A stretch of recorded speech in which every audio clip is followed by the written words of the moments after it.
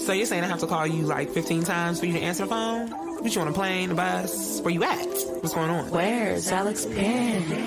Where you going? Where you at, my dude? Took me 45 minutes to get a hold of you. But you speaking, so my ear been glued. Boy, speak your truth.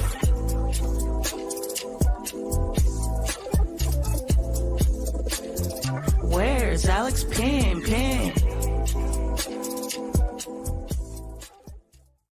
Y'all know what's crazy?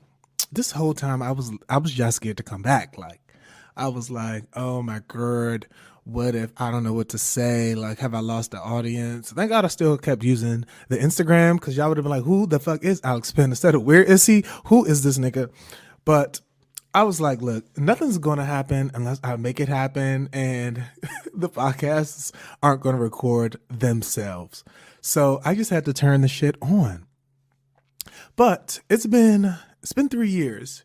Granted, there was an episode before this one where I kind of just went over whatever the fuck that episode was about.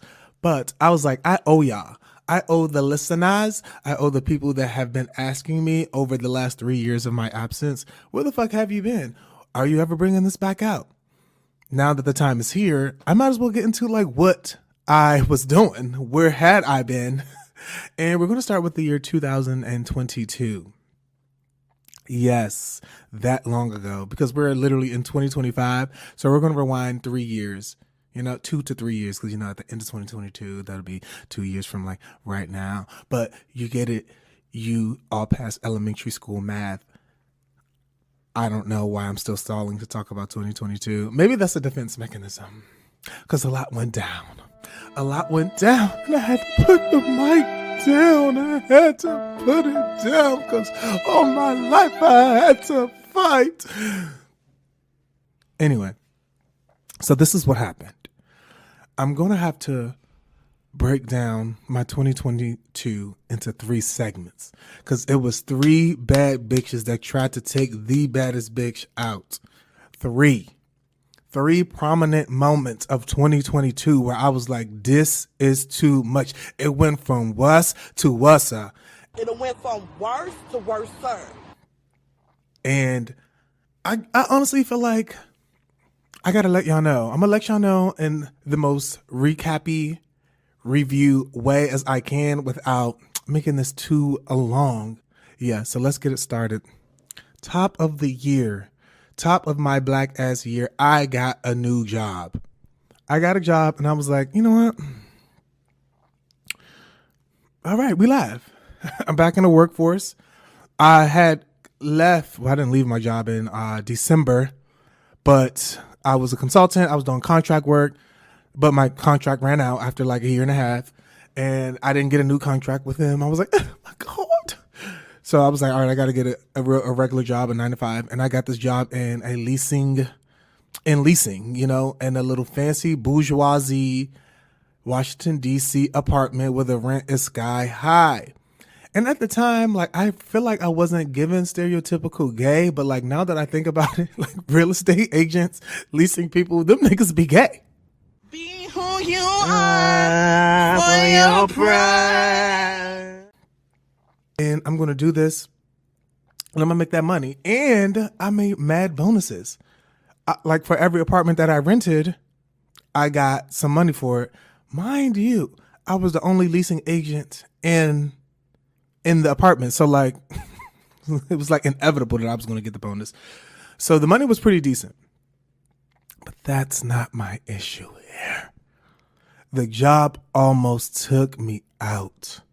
It almost took me out to the point where I had to, you know what? Let me tell the story in order. Because I'm ashamed of my big grown age. I got a lot to get out of work. But that was 3 years ago. But let's discuss that. All right, so I hated the job. It had benefits, it had perks, but overall, I hated the job. Started off decent. I started in the wintertime. And then slowly it was migrating into the spring, slowly into the summer. And then that's when the checks was rolling in. Like, niggas be moving in the winter and niggas be moving in the summer. So I was like, oh, yes, give me that money. But what I hated was like my schedule. I worked every other weekend And I never consecutively had 2 days off just by chance. Like, it was always something coming up where I had to like work a Saturday, or we were closed every Sunday. So my work days were Monday through Saturday, but the 2 days were I was never off back to back. So like, if you can imagine this, it just felt like I was always at work. It did. Like, maybe I was, and you couldn't be off on Monday. That was the gag. Nobody could be off on Monday. Everybody had to show the fuck up. So I was always off on like a Sunday and like a Tuesday. Perhaps I was off on a Saturday and a Sunday, but it was rare because if I'm the only person that works in the leasing office outside of my manager, if my manager has something to do, it's like, well, it's only two of us motherfuckers up in here. I have to be there. So I was like, you know what? I'm gonna stick around. I'm gonna do this. I got this. But it got so bad, y'all. It got so bad that I had to start making up emergencies why I had to leave the job. It did. Like, y'all know, when you younger, well, I don't even know if this has occurred to you, but for you. But when I was in like college, I would text my friends and I'd be like, I'm gonna need you to call the job. I'm gonna need you to call the job and make a bomb threat. Not necessarily a bomb threat, but I need you to call the job and we got to get, I'm going to say and scene, and we're going to get into it on the phone where I'm going to start acting hysterical. I never wanted to kill my family off because at the job that I currently was at in 2022, because like I killed everybody already in my my youth back in college. Like, my aunt died, my great aunt died, my uncle died. I was just like, I can't do this. If I need to get out of work, people just can't be dying. I can't be using people's death as a reason for me to leave the job. But let me also explain the catalyst to why I really wasn't fucking with it and why I really was like, I can't use my time here on this earth to be clocking into a job that I don't want to work, something that's not allowing me to live in my purpose, because truly I have freedom. I have freedom to do anything I want to do in life, right? Granted, we do got bills and shit like that, but also at the end of the day, I can do whatever I want because I have freedom. So in spring of 2022, my younger brother was arrested. And I was like, you know what? What could this fool had done? Is this an accident? This black man who is 21, 20, 19. Damn, how old is this nigga? Oh, yeah. Who is 21 at the time getting arrested. No, this really can't be. As time rode on, when I say time, I mean like days and weeks, it's given investigation. It's given a lot. It's given a lot. And ultimately, it came to reality that my brother was going to be in jail for a long time.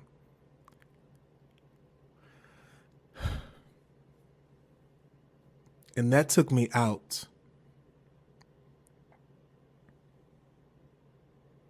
That took me out. So with that on my mind, honestly, like every day,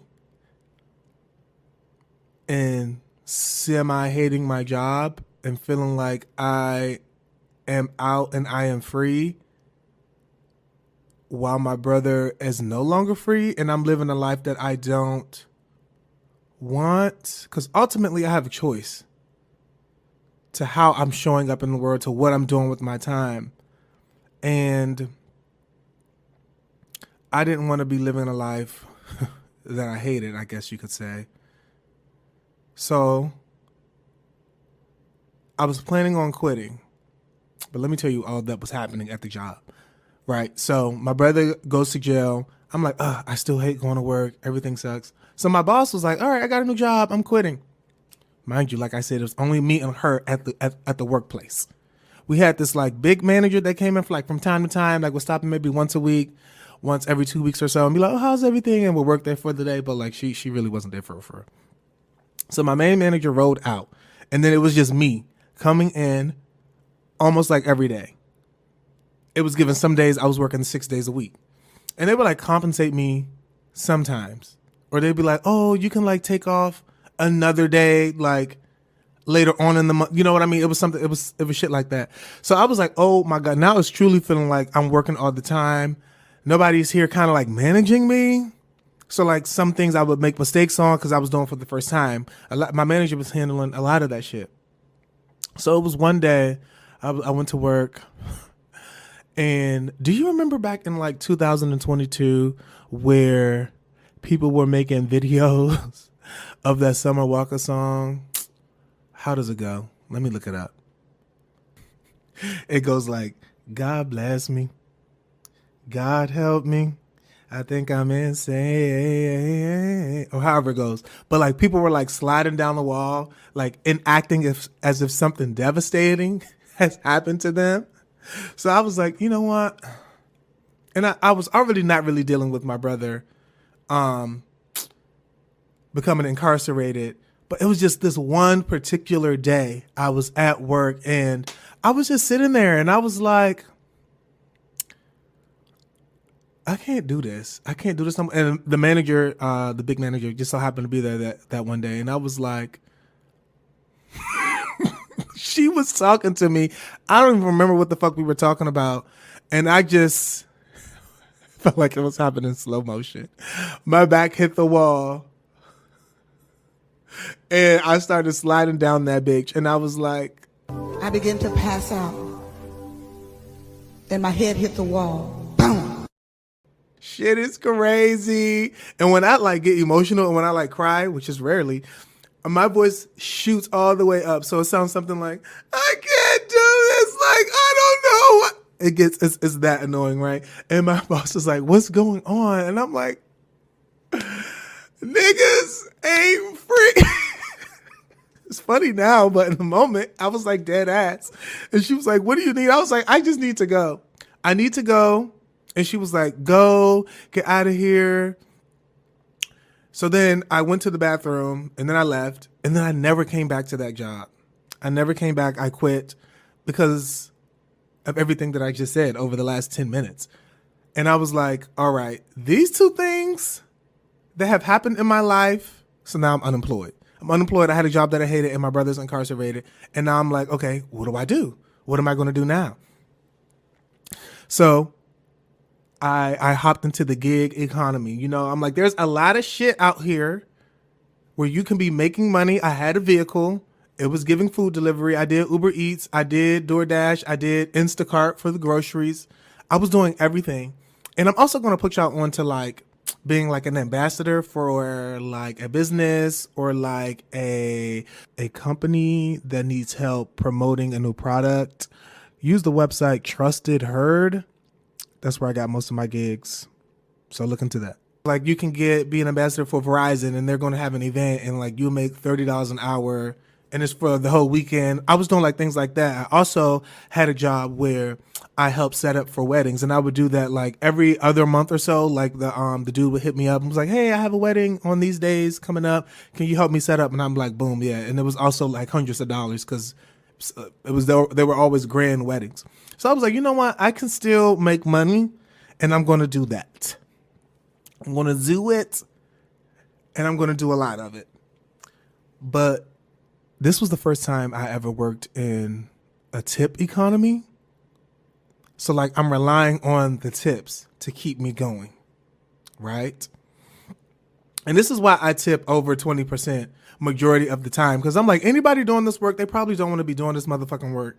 And if I can aid them in probably getting out of this work and maybe perhaps paying their bills on time, something that I was unable to do often because people just don't be tipping. I just remember a time where like, and granted, you can see the tips. This is specifically for like Instacart. It's like, all right, boom, this is a $50 order, 20% a base flat pay, and then like a $30 tip. And I'd be like, oh my God, let me accept this order. Let me do it right now. I do the order, I deliver the food, and then people will just adjust their tip to like 0. And I'd be like, this took 2 hours of my time. Like, you got 100 items for groceries. So it was becoming a point to where like I was not making enough money if I wasn't doing it all day. And I was like, damn, I thought my last job was bad, but like at least it made sense. But this one, it was like almost too much freedom. You're making your own schedule, but it's only specific times in the day, only certain areas where you're really going to be getting the orders. If you're not fucking swiping the order fast enough, it was kind of frustrating. So I was doing that from the summer, like midsummer, very much Midsummer Night's Dream. I was doing that from the summer, damn near to the rest of the year. Damn near for the rest of the year. And this didn't make it better because back then I was giving chimney. I was smoking all the time. All 24/7. Me and the drug dealer were on first name basis. I damn near got invited over for Thanksgiving. I knew his dog and his mom's name. I knew his mother's maiden name, and I should have tried to steal his identity because I was so down bad. No, I'm just kidding. I'm not a scammer. I work hard. So I was smoking all the time, trying to do Uber Eats, trying to do Instacart, doing this ambassador work, doing this gig work. And I was like, this is no way to live. Like, this is even harder than when it was when I had a 9-to-5 job. You know what? I'm going to name this fucking episode The Year from Hell because that's what it truly felt like, right? So with that being said, I was living my life, doing that. I had a boyfriend at the time who was, and like he had a job, like he would also do gig work. Like we were just both out here struggling. We was like, look, we're going to make it work. What we got, we're going to make something shake. But it just truly felt like I was surviving, like, which is the opposite of what I was trying to do. I was trying to live when I left my job, but now it felt like I was scratching and surviving. Scratching and surviving. Good time. I was like, I'm back on good times. Call me Alex Evans. You know what I mean? We're moving to the fall now. So I've been doing this for like 2 months. And then I got sick randomly. Like one day I got sick and I was like, oh, okay, like let me just lay in the bed for like a couple of days or whatever. And this was in October. For some reason, I wasn't getting better. And I was like, okay, what the fuck is going on? Like my tummy, I was going to sing Tummy Hurts by Renee Rapp, but I was like, let me not do that. Like my tummy was hurting 24/7. I felt fatigue for days. Like I couldn't hold anything down. This was like a very new experience for me. And I was like, oh my God, this is going on for longer than like 2 weeks. Right. So I was like, I'm going to go to the doctor. And know my mom, I don't know if my girl is a hypochondriac. She was like, the doctor appointment is too far away. Take your black ass to the emergency room. And thanks, Mom. I'm still paying off that hospital visit, that ER visit. Help me pay for that.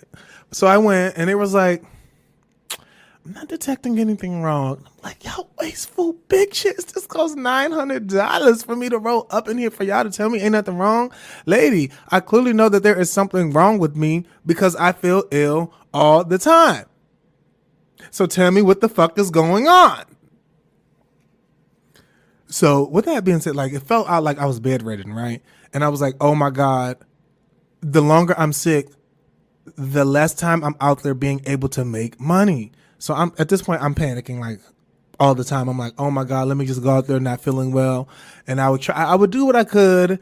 And I'd be like, okay, you know, this is when I was doing more of the ambassador gigs because it's like, they tell you the set time, the days, how much you're going to get paid. So it's not like a guessing game, like how you're doing with Uber Eats and shit like that. So I'm like, boom, let me schedule some of these things. And I know I'm going to get money. So then there was this awesome gig. They kept wanting me back. And it was like for 3 weeks long, I'm like, oh my God, amen. Praise the Lord. Praise him. Thank you, Jehovah Jireh. So I was doing that. And then I kind of got better. I was like, oh, okay. But I still felt weird. And like at this point, a month had gone by, and I was like, why don't I feel like I'm back at my optimal health? Like, is this long COVID? Like, what's going on? I had no clue. So it was, I'm still doing the same thing. Now the weather's starting to get cold. My birthday goes by. And this was one of the first times I didn't do anything for my birthday, because it was like, I'm not in the spirit to do anything. I wasn't feeling too hot. It was my cousin's birthday, and he was going to some restaurant, and my mom was like, let's go. This is also in November. And I was like, you know what? I feel sad. I feel down. I'm not really in the spirit. And she was like, well, you should still go. Like, perhaps being with the family will turn it around. I'm like, you right, girl.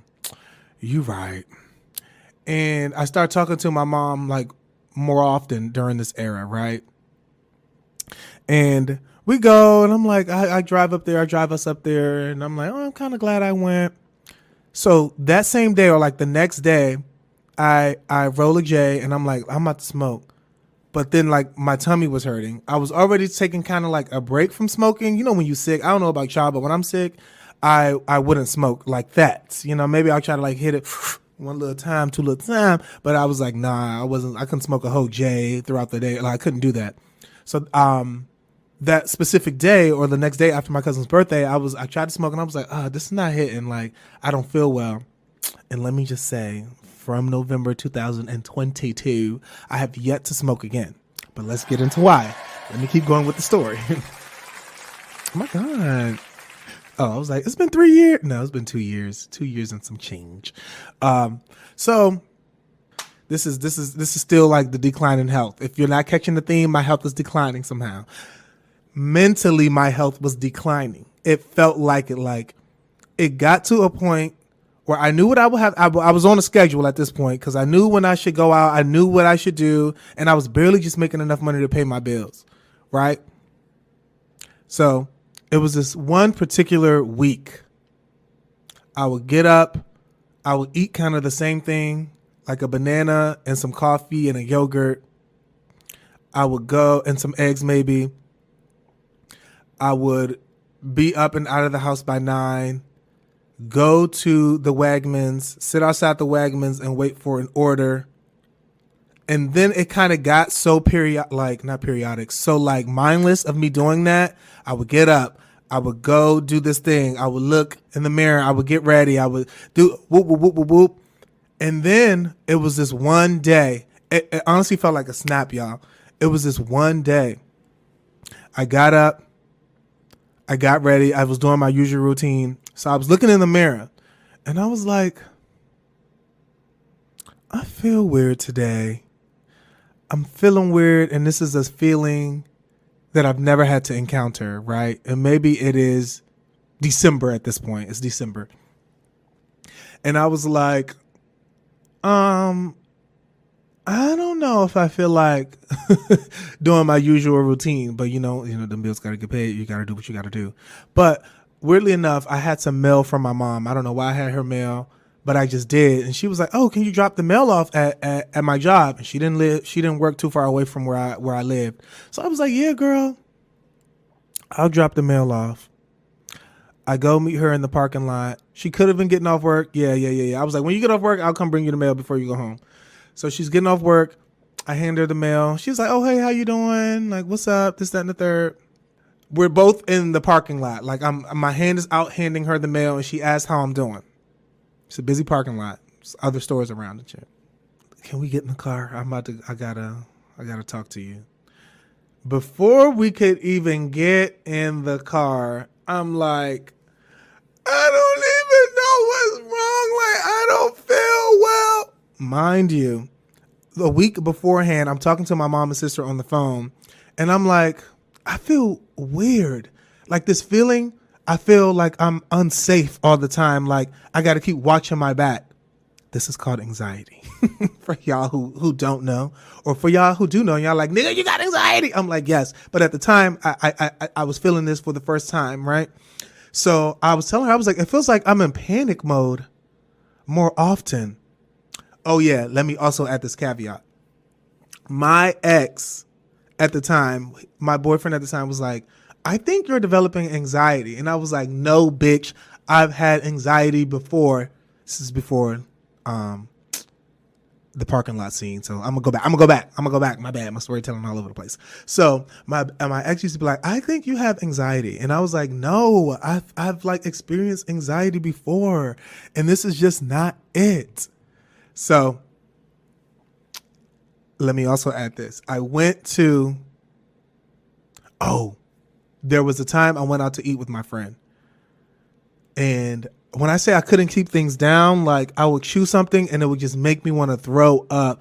I couldn't, it just was crazy. So like all I could do was sip water, and I ended up having to leave that dinner early. And that was like December 2nd. So that's when I truly started having like more problem. Like, mind you, y'all, I said I was sick in October. So like this had been going on for a long time. And I'm like, oh my God, am I Zion? Because please don't let this be.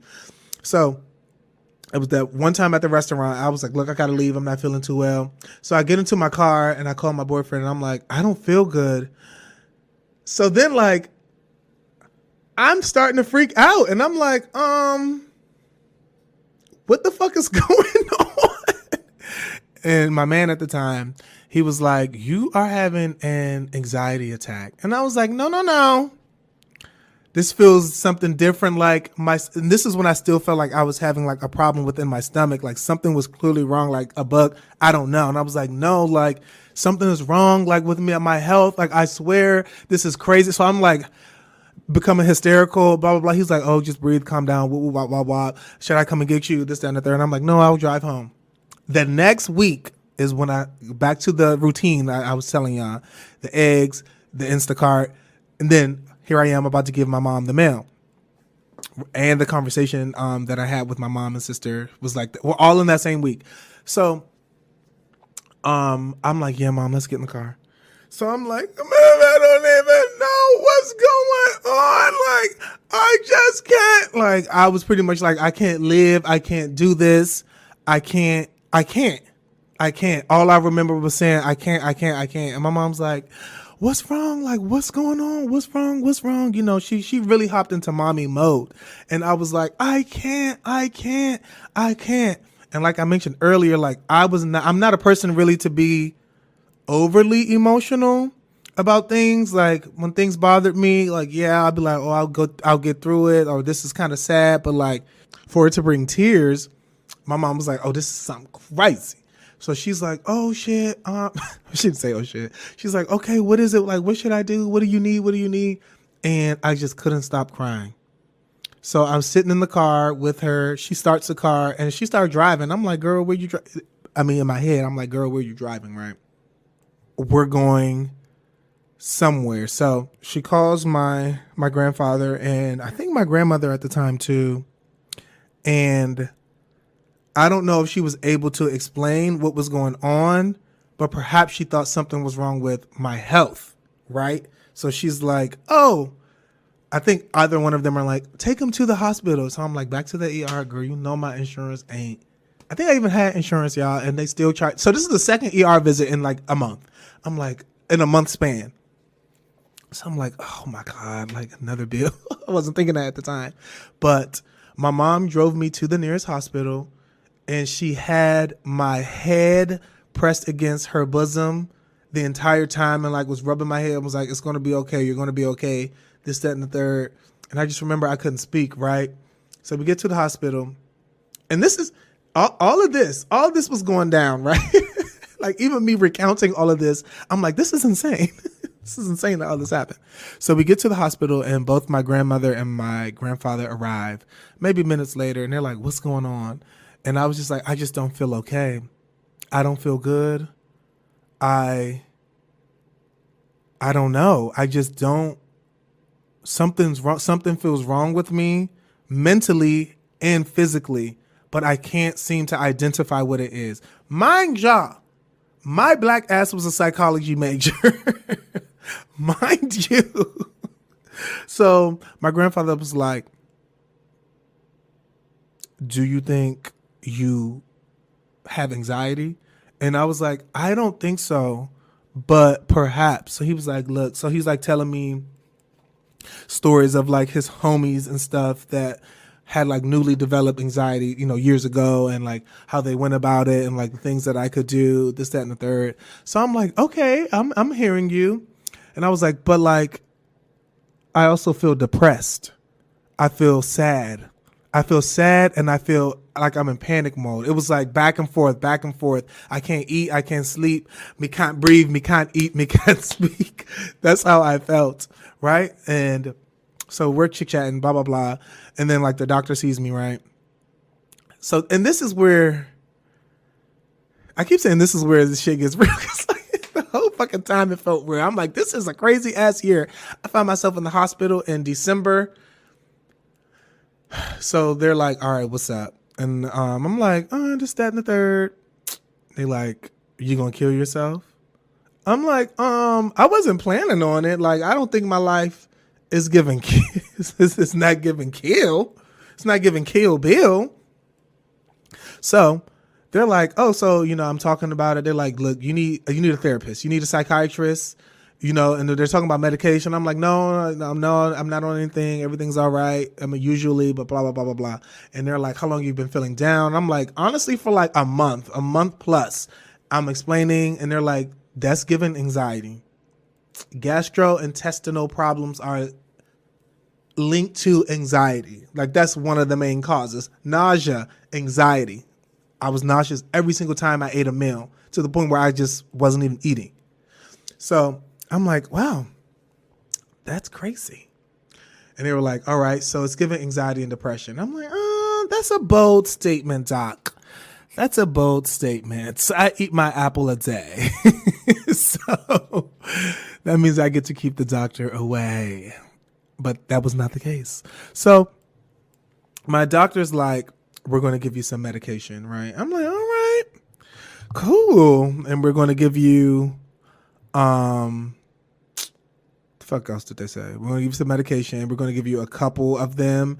And I need you to find a psychiatrist, kind of like immediately.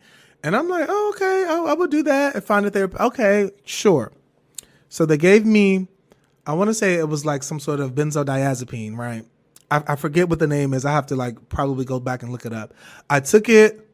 I had to stay there for like a couple of hours or so, right? I took it and I was like, oh my God. When I say that drug flipped it and reversed it, when I say my enthusiasm was through the roof, I was smiling and grinning. I was like, oh, I could put on the show, start tap dancing for you. Like it really improved my mood. I was like, OMG, this is some good shit. Right?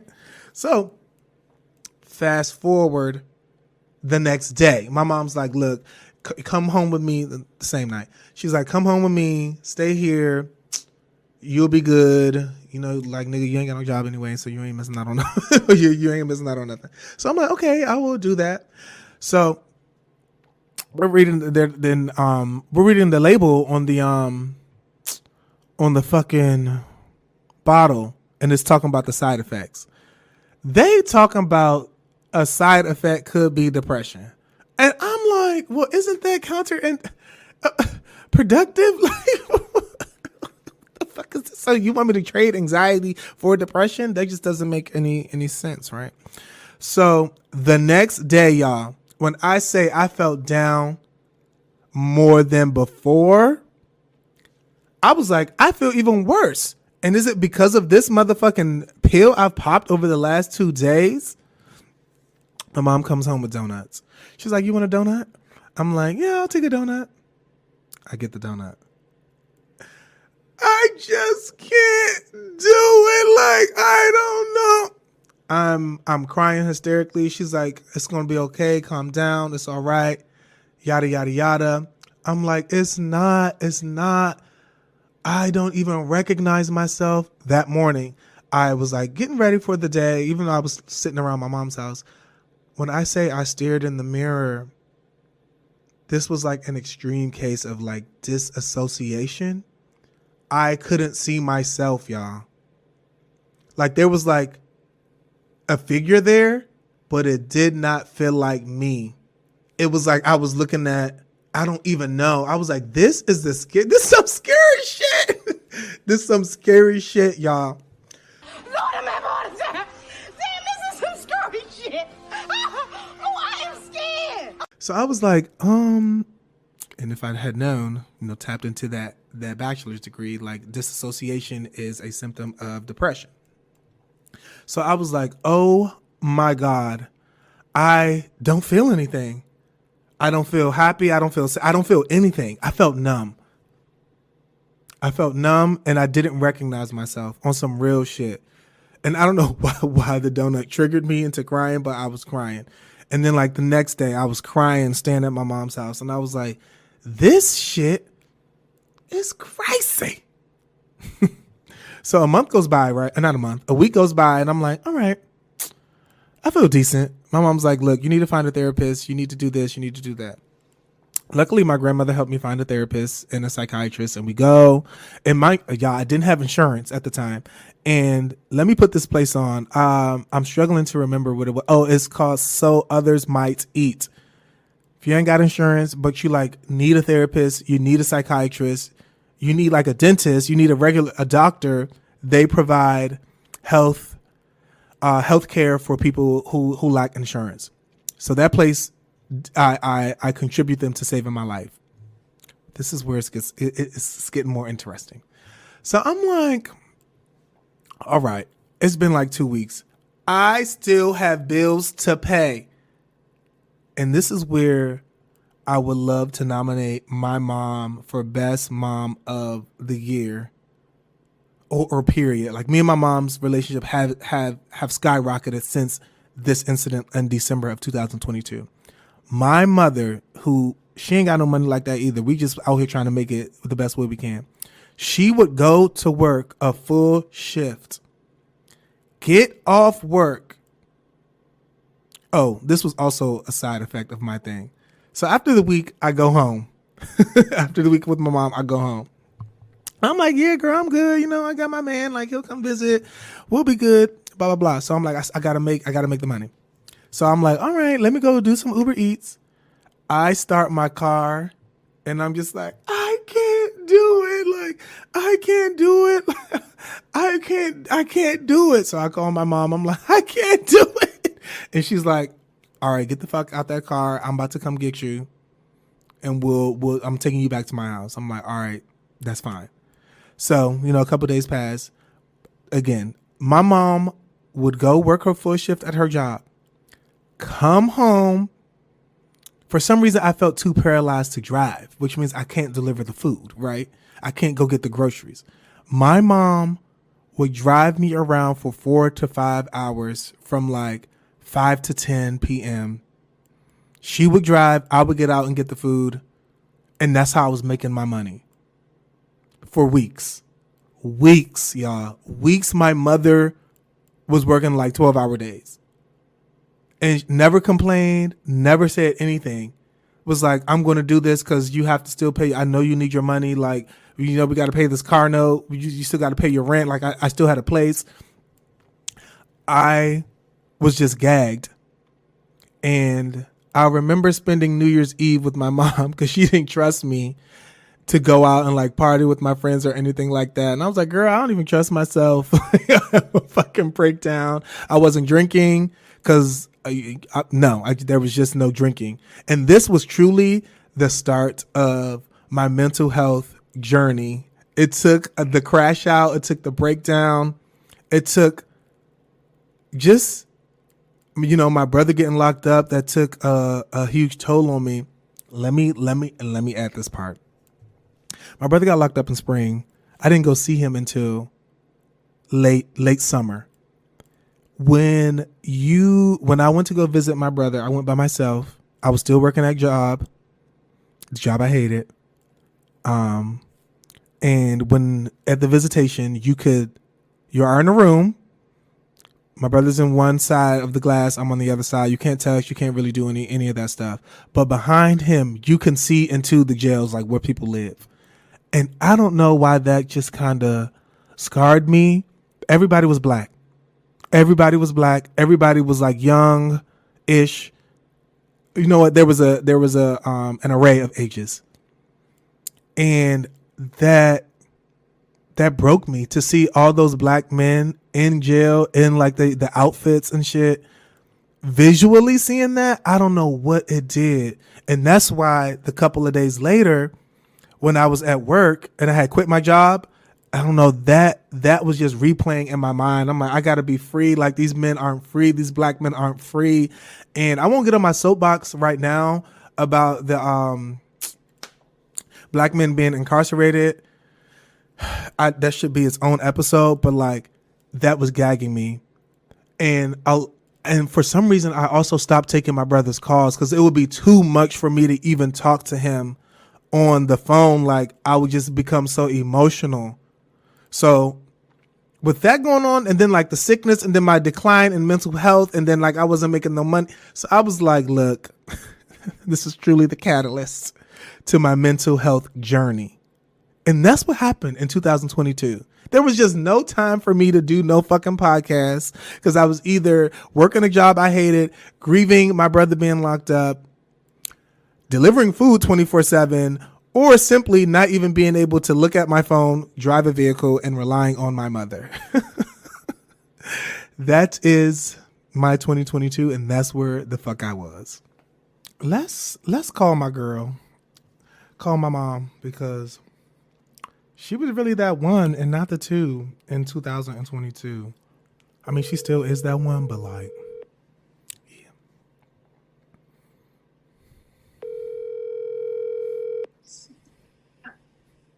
yeah. So, I just got done recording this podcast, right? Where you at? Oh, you watching Squid Game? I told you. Oh yeah, I forgot. What part they at? The red light, green light? Mm-hmm. Oh, his ass high. He didn't push them people. I was mad when he did that.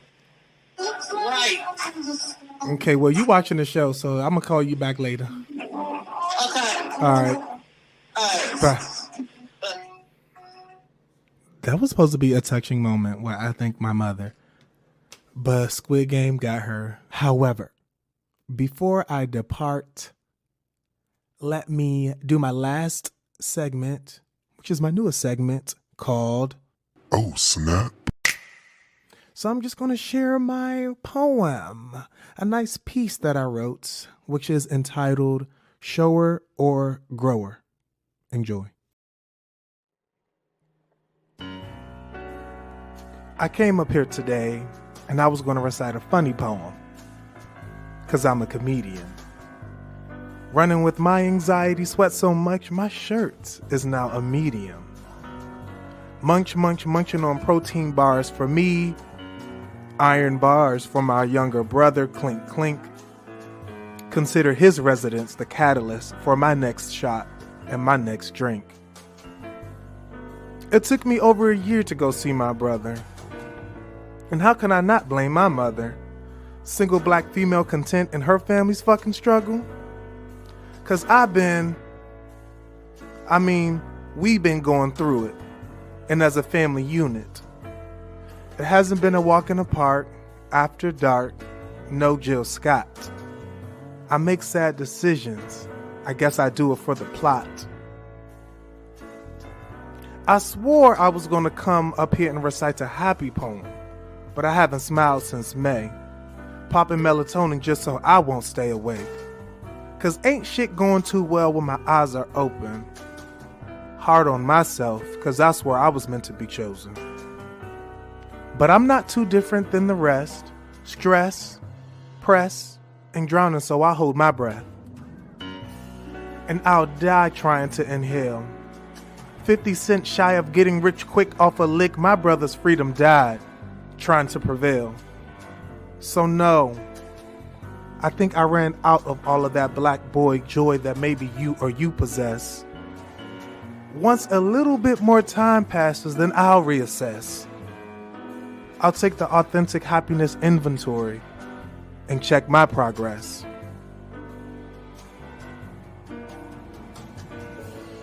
I wrote the earlier part of this poem in a different season.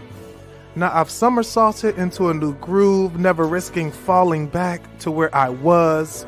When turbulence persisted, I was sure to spring into action. And as I nurse myself back to health, I no longer long for the bosom that raised me, the bottle that made me, or the Lexapro that saved me. 'Cause truth be told, we're all going through something. But we have an option. We have a choice in how we respond. We can act out our pains, frustrations, and emotions and show everybody everything, or we can choose to grow from it. So let's play a game of Would You Rather. Would you rather be a shower or a grower? Poem.